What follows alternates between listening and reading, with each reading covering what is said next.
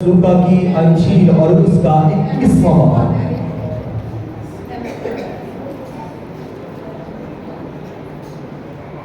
मुकद्दस लूका की अंजील उसका 22वां बाब और उसकी 14वीं आयत।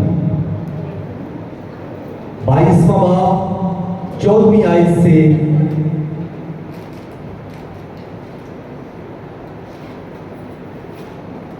जब वक्त हो गया तो वो खाना खाने बैठा और रसूल उसके साथ बैठे।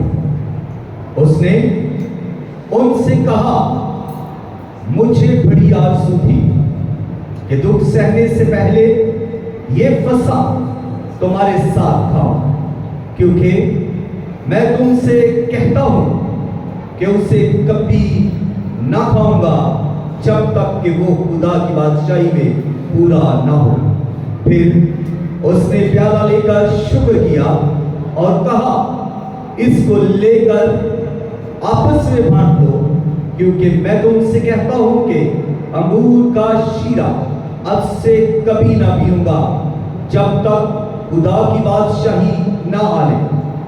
फिर उसने रोटी ली और शुक्र करके तोड़ी और ये कहकर उनको दी कि ये मेरा बदन है जो तुम्हारे वास्ते दिया जाता है, मेरी यादगारी के लिए यही किया करो।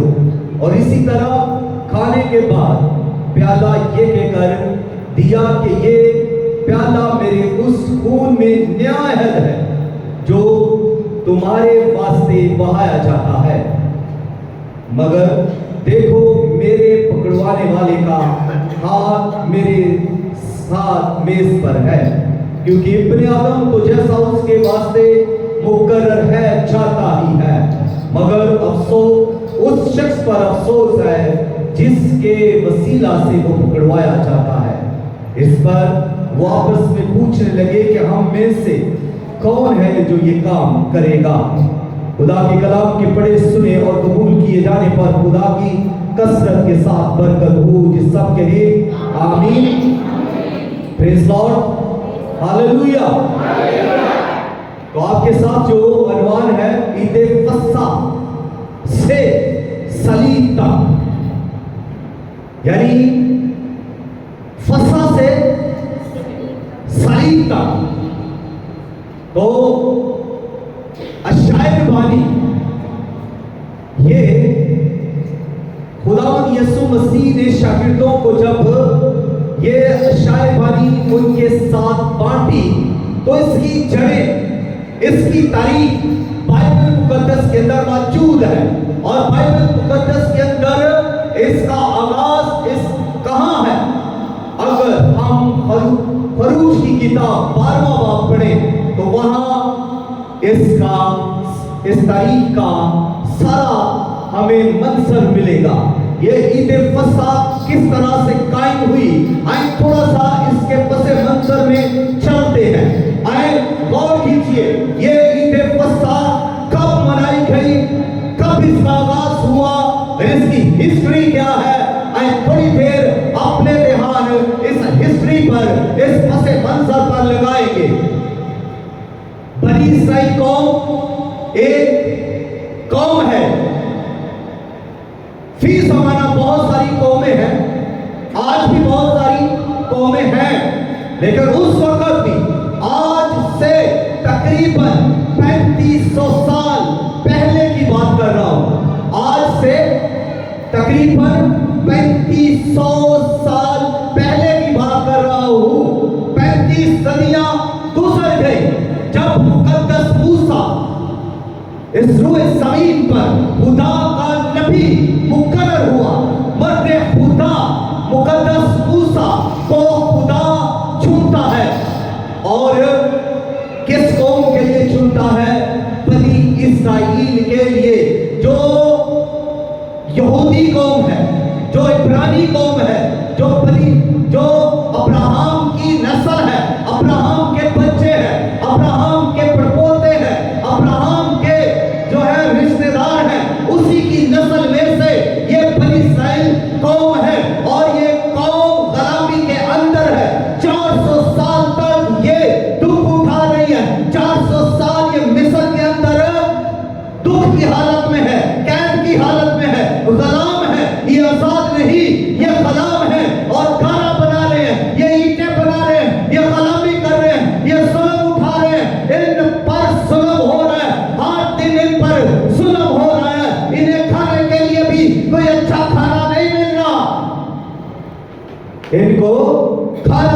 मिल रहा है, तो गुलामी की हालत में, और कोई अच्छा खाना भी नहीं मिल रहा। सारा दिन ये मेहनत करते हैं, खाना बनाते हैं, ईंटें बनाते हैं, और गुलामी के अंदर है। फराउन इन पर हाकिम है, और फराउन इनको क्या कर रहा है? दुख दे रहा है। फराउन इन पर हुक्म कर रहा है, वो इन्हें मारता है, वो इन्हें पीटता है, वो इन्हें कैद करता है, वो इन पर जुल्म करता है। और बनी इस्राएल कौम 400 साल से इसी जुल्म की चक्की के अंदर पिस रही है, और खाना बनाते बनाते, ईंटें बनाते बनाते, इस कदर शदीद सख्त मेहनत करते करते इनके बदन से अब गोश्त जो है वो भी कम हो चुका है, क्योंकि खुराक इन्हें मिल नहीं रही पूरे तौर पर, और ये खीरे खा रहे हैं, और ये उस हड्डियां खा रहे हैं, तो गुलामी की जिंदगी जी रहे हैं। इस सबब से बदन पर जो है इनके इतना गोश्त नहीं, बल्कि आसानी के साथ इनकी पसलियां गिनी जा सकती हैं। सिर्फ चमड़ी जो है वो नजर आ रही है, और चमड़ी जो ऊपर है उसके नीचे हड्डियां गिनी जा सकती हैं। इस कदर ये लाकर कमजोर और गम से चूर है। मेहनत कर रहे हैं, मगर ये शौक से मेहनत नहीं कर रहे हैं, ये गुलाम है, और इसलिए गुलामी की हालत में ये मेहनत कर रहे हैं। ये जो कुछ भी मेहनत कर रहे हैं, इसका इन्हें हासिल नहीं मिल रहा, बल्कि ये मेहनत तो कर रहे हैं, ये बिल्डिंगें तो बना रहे हैं, ये ईंटें तो बना रहे हैं, ये मेहनत शदीद कर रहे हैं, लेकिन अपनी मर्जी से नहीं। आज आप मेहनत तो कर रहे हैं, लेकिन अपनी मर्जी से। आज आप ड्यूटी कर रहे हैं, आप मर्जी से कर रहे हैं, आपकी मर्जी है आप एक ड्यूटी करें, आपकी मर्जी है आप डबल ड्यूटी करें, ये आप पर है। कोई आप पर जोर जबरदस्ती नहीं कर रहा, कोई आपको मार मार कर ड्यूटी पर नहीं भेज रहा, कोई फैक्ट्री आपको नहीं भेज रहा, कोई मार कर जुल्म करके आपको ऑफिस नहीं भेज रहा, बल्कि आप जो मेहनत कर रहे हैं उसका आपको रिटर्न मिल रहा है। जो कुछ आप दिन भर करते हैं वो उसका आप हासिल लेते हैं, उसका ही आपको उजरत उसकी मिल रही है, और उससे आप अच्छा खाना खा सकते हैं, उस उजरत से आप अच्छे कपड़े पहन सकते हैं, उस उजरत से आप अच्छा घर बना सकते हैं, और जो आपकी मेहनत की कमाई है उससे आप घर को फर्निश कर सकते हैं, घर की डेकोरेशन कर सकते हैं, आप अपने बच्चों को अच्छी तालीम दिलवा सकते हैं, क्योंकि आपकी मेहनत जो है वो आपको मिल रही है। लेकिन वो कैद की हालत में थे, इसलिए जो कुछ वो कर रहे थे उनका उसको रिवार्ड नहीं मिल रहा, उजरत उनको वापस नहीं मिल रही, वो सिर्फ मेहनत कर करके थक जाते हैं, क्योंकि गुलाम हैं। उनका कोई अपना घर नहीं है, कोई बिल्डिंगें नहीं है उनकी, कोई गाड़ियां नहीं है उनकी, कोई उनकी अपनी बसें नहीं है,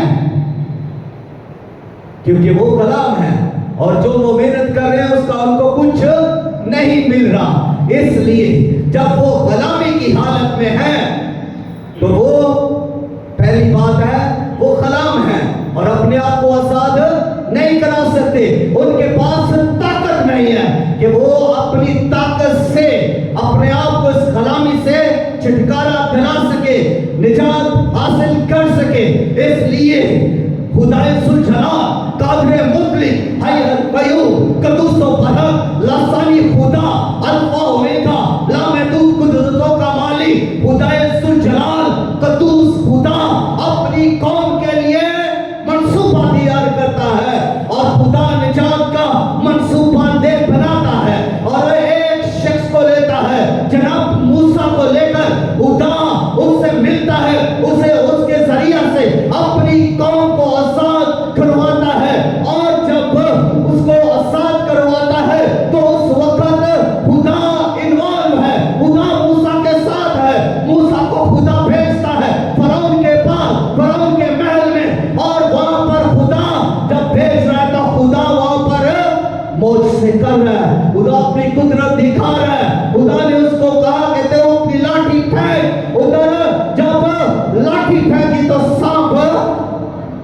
फेंकी तो जादूगरों ने भी लाठियां फेंकी। उधर 2 सांप निकल आए, इधर हारून ने नीचे अपनी लाठी फेंकी तो सांप बन गया। अब इधर भी सांप है, उधर भी सांप है, तो फर्क क्या हुआ कि इधर भी सांप उधर भी सांप, दोनों सांपों में फर्क क्या है?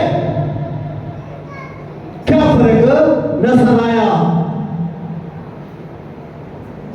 इधर हारून की लाठी सांप बन चुकी है, उधर जादूगरों की लाठियां सांप बन चुकी हैं। तो फर्क क्या हुआ? सांप ही सांप दिखने को मिल रहे हैं, लेकिन याद रखें फर्क है इस सांप में जो हारून की लाठी है, ये जो सांप बन चुकी है, यहां पर खुदा का मंसूबा है, यहां पर निजात का मंसूबा है, यहां पर खुदा की कुदरत जाहिर हुई है। और इस तरफ जो सांप जादूगरों की लाठियां सांप बनी है, यहां पर क्या मंसूबा है? तारीकी का मंसूबा है, शैतानी मंसूबा है, गुलामी का मंसूबा है कि इनको गुलाम बनाकर रखना है, इनको जाने नहीं देना। ये मंसूबा है, काम को बिगाड़ने का मंसूबा है। यहां पर भी सांप है, और ये सांपों के काम क्या है? आज शैतानी सांप आपके बीच में हो सकते हैं। ऐसी शख्सियत देखने में आपको इंसान नजर आएंगे, लेकिन अंदर क्या है? वो सांप जो शैतान की तरफ से है, आपके काम को बिगाड़ेंगे। उनकी बातों के अंदर जहर है, दिल के अंदर क्या है? बुग़्ज़, हसद, जेलसी के सिवा उनके पास कुछ नहीं। वो क्या मंसूबा रखते हैं? खुदा के काम को बिगाड़ने का, निजात के काम को बिगाड़ने का मंसूबा रखते हैं। खुदा की इबादत को करने नहीं देना। फरौन भी तो यही कर रहा है कि उनको इबादत नहीं करने देना। तो इस तरफ कौन सा मंसूबा है? खुदा के खिलाफ, कि खुदा की इबादत ना की जाए। खुदा कह रहा है कि इनको जाने देता कि मेरे लोग मेरी इबादत करें। खुदा चाहता है कि उसके लोग उसकी इबादत करें। खुदा चाहता है कि उसके लोग उसके करीब आए। खुदा चाहता है कि उसके लोग गुलामी से आजाद हो, गुनाह से आजाद हो। लेकिन मंसूबा, खुदा का मंसूबा मूसा और हारून के पास साथ है। खुदा ने मूसा को खड़ा किया, खुदा ने हारून को खड़ा किया, खुदा ने उनको लाठी जो दी उसमें इख्तियार बख्शा। वो खुदा की कुदरत से बदलती है। खुदा ने कहा इसे नीचे फेंका तो सांप बन गई। तो खुदा अपने मंसूबों में कायम है। खुदा ने उनका साथ नहीं छोड़ा। इस तरफ खुदा ने अपने बंदों को चुना लिया, मुकर्रर किया, ताकि निजात और रहाई का काम हो सके। खुदा कुदरत वाला खुदा अपने लोगों को आजाद करता है। और जब बहुत सारे मौत से हो चुके 10 औरतें नासल हुई, तो खुदा ने कहा कि अब हर शख्स, हर घर जो है इस्राएल के लिए क्या है? हर घर, बनी इस्राएल के लिए हुक्म जारी हो चुका है। हर घर एक भला ले, बेभला। ये सिर्फ बेभला की बात नहीं है, ये नबूवत भी है। ये सिर्फ खुदा का हुक्म है, यहां पर नहीं है कि बेभला लो, बल्कि ये बेभला खुदा का भला है जो सलीब पर मरने वाला है। उसकी पेशकश कोई यहां पर की जा रही है कि खुदा का भला जो पाक होगा, बेऐब होगा, जिसमें कुछ गुनाह ना होगा। ये उसकी तस्वीर है। खुदा ने कहा बेऐब भला एक साला हर घर ले और इसे कुर्बान करे, और इसका गोश्त खाओ, लेकिन इसका खून जो है वो लेकर अपनी चौखट पर की चौखटों पर लगा दो। जिस घर की चौखट पर खून लगा हुआ होगा, वहां पर मौत नहीं होगी, वहां पर कोई शख्स नहीं मरेगा। खुदा का फरिश्ता गुजरेगा,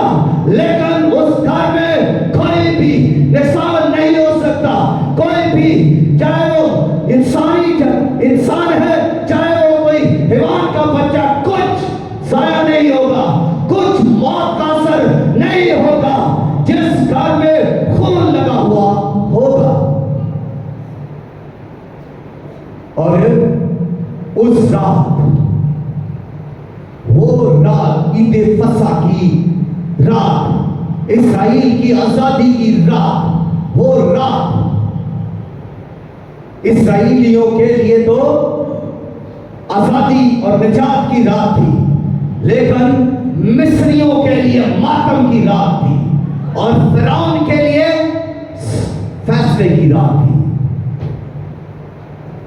फिरौन के लिए फैसले की रात थी कि वो अपनी जिद को छोड़कर खुदा की तरफ आता है या नहीं। उसके लिए फैसले की रात थी। और ये रात जब चौकों पर खून लग गया, तो खुदा का फरिश्ता जब रात को गुजरा, जितने भी इस्राएली घर थे जिन पर बर्रे का खून लगा हुआ है, चौकों पर फरिश्ता वहां से गुजरा, उन घरों को छोड़ता गया। कोई नुकसान नहीं हुआ, कोई चीखो पुकार नहीं है, कोई मातम की आवाज नहीं है, कुछ नुकसान नहीं हुआ उन घरों में। और जो मिस्री लोग थे, जिन घरों पर खून लगा ही नहीं था, जिन्होंने बड़ा सबाब किया ही नहीं था, जिन्होंने उस ईद को मनाए नहीं, हुक्म को माना ही नहीं था, उन घरों में चीखो पुकार थी। वहां पर सफे मातम था, वहां लोग रो रहे थे, लोग मातम कर रहे थे। अब उनके पिलोटे मारे थे, उनके बच्चे मार के जब, तो लोग रो रहे हैं, बुलंद आवाजों से रो रहे हैं। अब हर घर के अंदर मातम बिछा हुआ है, हर घर में लोग रो रहे हैं, मिस्री लोग। और इस्राएली लोगों को कुछ नुकसान नहीं हुआ। आपके लिए खुदा हुक्म कर रहा है। जब खुदा ने यह हुक्म दिया है कि ईमान रखो, यीशु मसीह पर ईमान लाओ, उसके सलीबी काम पर ईमान लाओ, उसके बर्रा को कबूल करो, उसके बर्रा पर ईमान लाओ और उसके बर्रा के खून को अपने ऊपर मांग लो, तो फिर जब खून आप पर होगा तो क्या आपका कुछ नुकसान होगा? खुदा जब कोई वबा भेजेगा, जब कुछ आफत आएगी, खुदा छोड़ता जाएगा, खुदा उनको छोड़ता जाएगा जिन पर भरे का खून होगा। लोगों को भरे का खून दिखाई नहीं दे रहा, आप पर भरे का खून है लेकिन दिखाई नहीं दे रहा। उन चौखटों पर जब खून लगा हुआ था तो किसको दिखाई दे रहा था? खुदा के फरिश्ता को दिखाई दे रहा था। इसी तरह खुदा देखता है, खुदा हमें अंदर से भी देखता है, खुदा हमें बाहर से भी देखता है, खुदा देख रहा है। उस वक्त खुदा का फरिश्ता जब गुजरा तो वो घर छोड़ता गया, वो पिलोटे जो जिनके घरों पर खून लगा था, खुदा छोड़ता गया, कोई भी मारा नहीं गया। तो वजह क्या थी? क्या उन्होंने खूबसूरत कपड़े पहने हुए थे, या वो ज्यादा इबादत करने वाले थे? कोई ऐसी वजह नहीं है। वजह एक ही है, बर्रे का खून। तो आज भी जब यूहन्ना ये कह रहा है कि देखो ये खुदा का बर्रा है जो जहान के गुनाह उठा ले जाता है, और जब ये खुदा का बर्रा है तो बेऐब बर्रा है, ये पाक बर्रा है, और ये गुनाह उठा ले जाने वाला बर्रा है, और हर गुनाह उठा ले जाता है। ये छोटे छोटे गुनाह, ये बड़े बड़े गुनाह उठा ले जाता है, ये कोई गुनाह छोड़ता नहीं। लेकिन अगर कोई इस पर ईमान लाए, अगर इसे कबूल करे, अगर इसकी सलीबी मौत को, सलीबी काम को कबूल करके इस पर ईमान ले आए और अपने आप को उसके सुपुर्द कर दे, उसके खून में अपने आप को छुपा ले, तो ये बर्रा अपने खून में उसको छुपा लेता है और फिर खुदा उसको उसके कितने भी गुनाह हो, खुदा गुनाह को नहीं देखता, खुदा उसे निजात देता है। क्यों निजात देता है? कि ये ज्यादा रोजे रखता है, इसने 40 रोजे रखे हैं, खुदा छोड़ जाएगा।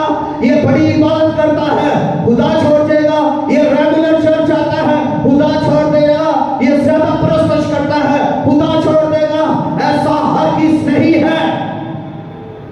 ये ज्यादा खूबसूरत लिबास पहनकर चर्च में आता है, ये ज्यादा खिदमत कर रहा है। नो, ऐसा नहीं है। ऐसी कोई वजह नहीं है आपकी निजात की। निजात सिर्फ और सिर्फ यीशु मसीह के खून में है। बगैर बाइबल का कानून है, खुदा की डिमांड है कि बगैर खून बहाए माफी नहीं मिल सकती।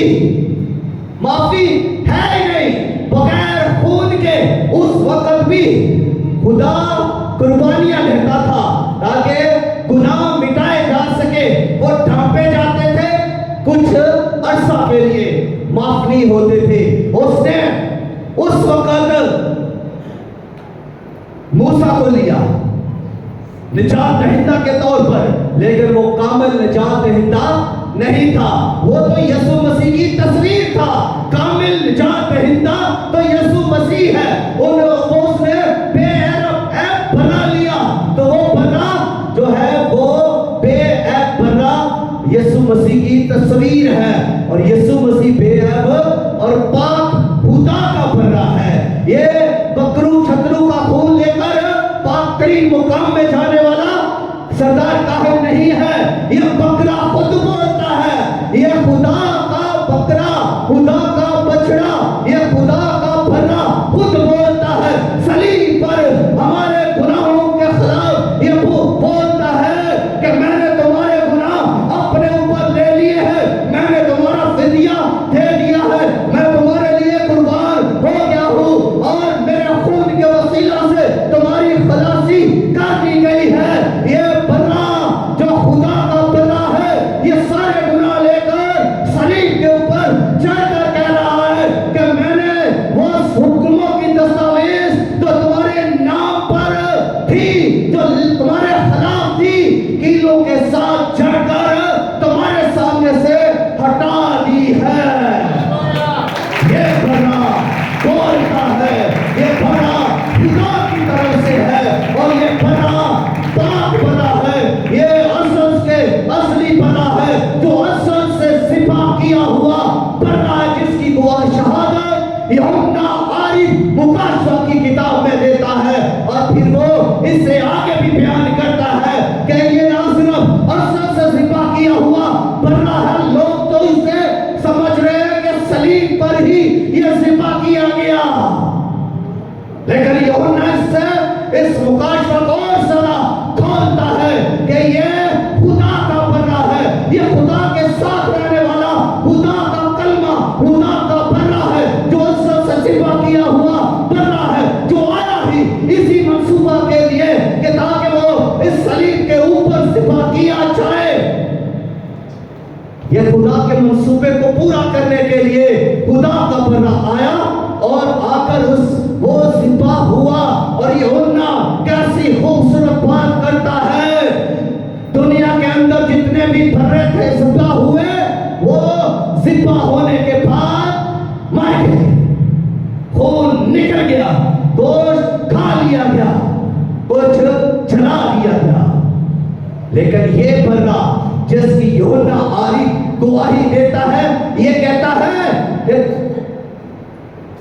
ये असल से सिपा किया हुआ बना है। और साथ में कहता है कि मैंने खोया उसे देखा और के वो सिपा होकर भी खड़ा है। कोई बड़ा दुनिया के अंदर सिपा होने के बाद खड़ा नहीं हुआ, लेकिन ये खुदा का बना जो हमारे गुनाहों के लिए दिया गया, ये बना सिपा होने के बाद भी खड़ा। हालेलुया, खड़ा है। ये बना है जो हमारे गुनाहों को ले गया है। और इसका खून जब हम पर आता है, जब हम इसके खून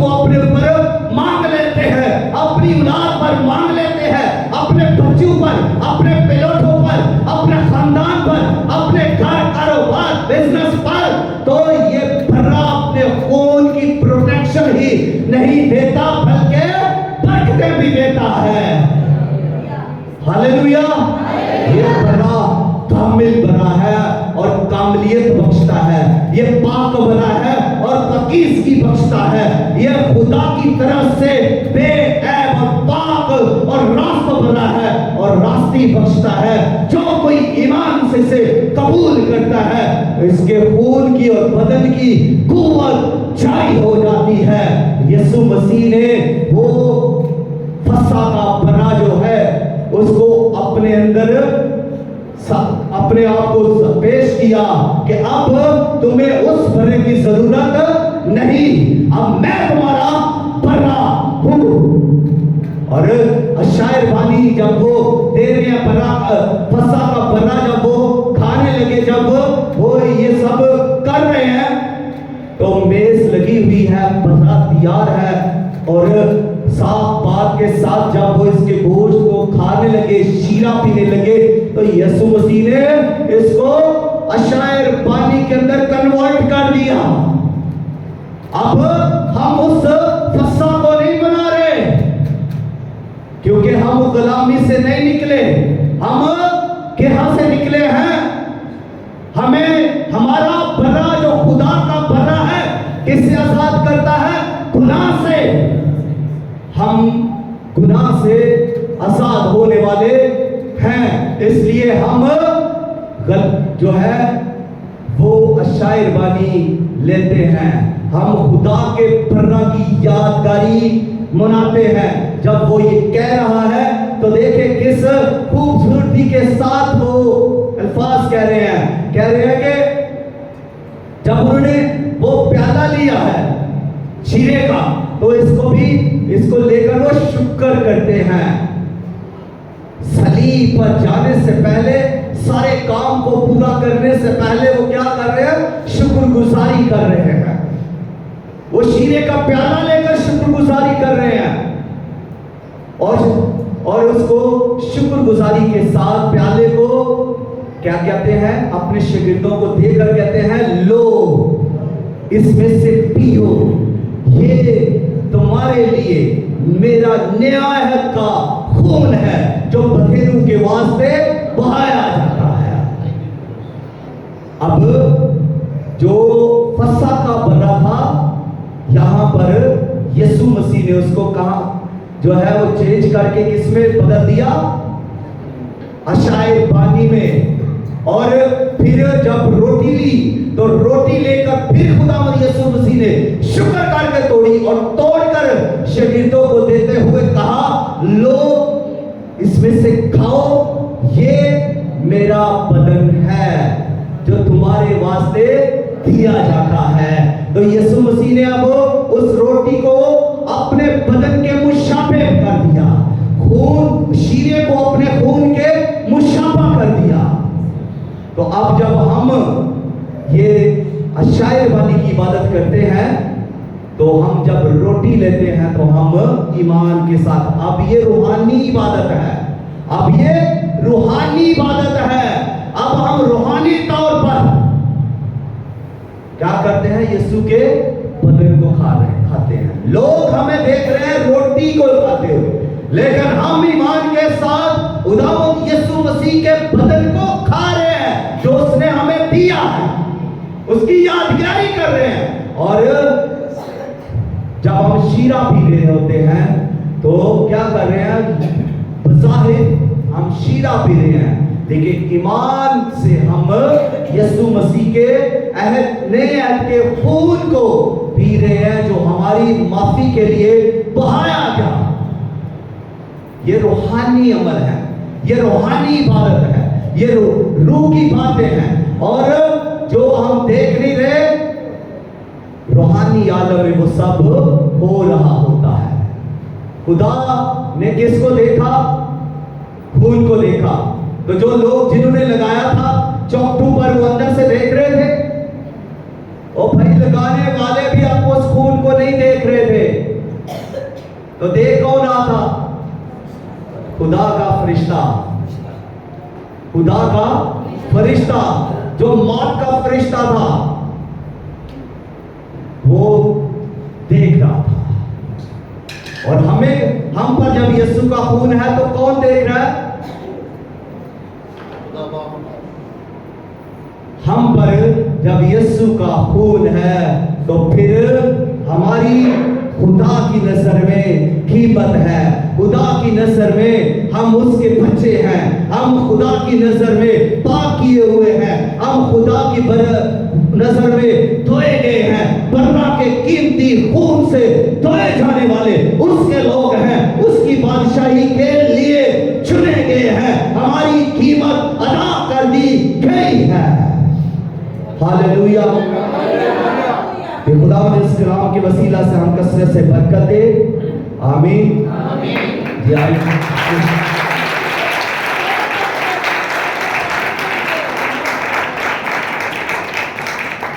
जी खुदा की तारीफ और शुक्रगुजारी करें। थोड़ी देर के लिए हम अपने आप को दुआया हालत में झुकाएं, आंखें बंद करें और सर को झुकाएं।